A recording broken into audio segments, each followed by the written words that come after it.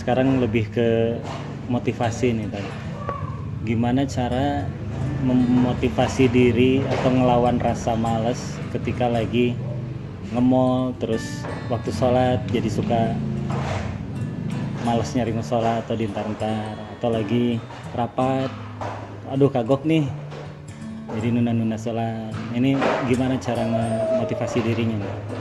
Almar'u ala dini khalilih. Seseorang itu, kata Nabi, tergantung atau sangat dipengaruhi oleh siapa yang jadi temannya. Jadi kalau temennya orang yang seneng sholat duha, jalan kemana aja waktunya duha, berhenti dulu, gue pengen sholat duha gitu, itu ke bawah, akhirnya jadi habit. Kalau temennya seneng tilawah, kayak aku jalan sama Buni ya, Buni itu kalau jalan di pesawat atau di mana tuh dia tilawah terus, dan itu jadi bikin aku kayak ngerasa malu gitu kan. Oh, kok dia aja tilawah, kok saya yang katanya ustadz kok malah tidur di pesawat gitu kan. Akhirnya ya tidur. Minimal muncul rasa malu dulu, terus besok-besok kayak diperbaiki pelan-pelan gitu. Dan itu memang benar sih kata Nabi, kita tuh gampang dipengaruhi, terutama oleh orang-orang yang kita kagumi, orang-orang yang mungkin kita masih respect sama dia, atau orang yang kita dekat sama dia, itu kita bisa dipengaruhi. Kayak selera makan aja bisa dipengaruhi loh. Dulu pas aku awal-awal ke Bandung, aku nggak suka makan makanan yang ada lalap-lalapnya kayak sayur-sayuran gitu, karena orang Aceh kan makannya santan, daging gitu kan. Makan sayur mentah tuh jarang. Nah, karena di sini teman-teman rata-rata makannya kayak gitu, terus keluarga juga makannya kayak gitu, akhirnya jadi biasa aja dan bisa menikmati. Terus dulu mungkin senangnya yang santan-santan, sekarang malah nggak senang lagi yang santan-santan. Dulu senangnya yang aromanya rempah, sekarang malah kayak gitu-gitu udah jadi aduh enak ya gitu. Ini kan selera ini relatif ya, tergantung lingkungan. Nah, dalam masalah makan bisa kayak gitu, termasuk dalam masalah amal soleh. Jadi sederhana banget, cari sebanyak mungkin teman geng yang dia punya satu amal soleh yang kita nggak punya. Jangan cari orang yang soleh dalam segala hal, itu susah.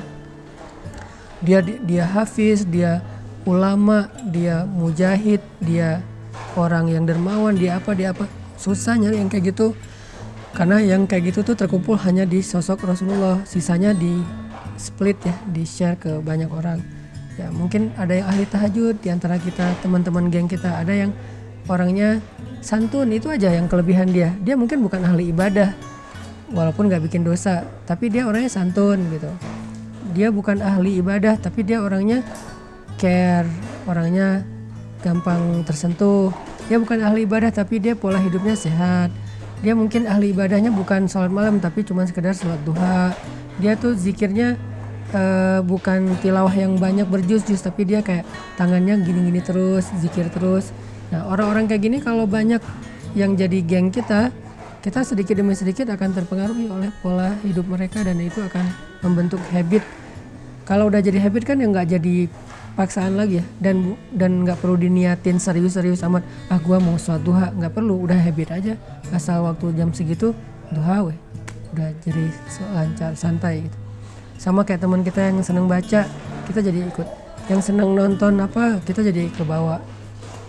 Ya kayak aku berteman sama Enong, dulu kan aku nggak kenal skateboard, tapi karena Enong seneng main skate, akhirnya aku jadi bukan terpaksa main skate, jadi ikut seneng gitu, kayak oh seru juga ya gitu. Ntar kalau aku kenal sama siapa lagi kayak gitu, seneng nongkrong ya nongkrong. Jadi almar'u ala dini khalilih, itu benar banget, Nabi nggak mungkin salah. Seseorang itu dipengaruhi oleh siapa yang jadi temannya. Jadi kalau mau nge-mall, usahakanlah ada 1-2 orang yang Ya, biasa ngejaga kalau bisa sholat kayak gitu ya. Makanya kita kalau sama teman-teman yang soleh itu, kalau perlu kita yang jaga dia untuk tetap jadi teman kita. Jangan gampang ilfil, jangan gampang bete. Mungkin dia nggak seru kayak yang lain, tapi dia yang jaga kita tentang urusan agama kita. Jadi jangan berharap dia bikin kita happy, fun, seru, kayak renyah gitu. Kita udah punya banyak stok geng yang kayak gitu. Sekarang kita butuh seseorang yang bisa jaga kita. Yang dia berteman dengan kita mungkin gak bisa bikin kita happy, tapi bisa bikin kita aman. Aku gak bilang selamat ya, minimal aman lah. Gak sampai macem-macem gitu, terus tetap sesuai dengan koridor. Dia yang jagain kita. kadang-kadang wajah dia nggak serak aja bikin kita ya udah deh nggak jadi deh gitu kan, gara-gara ekspresi dia.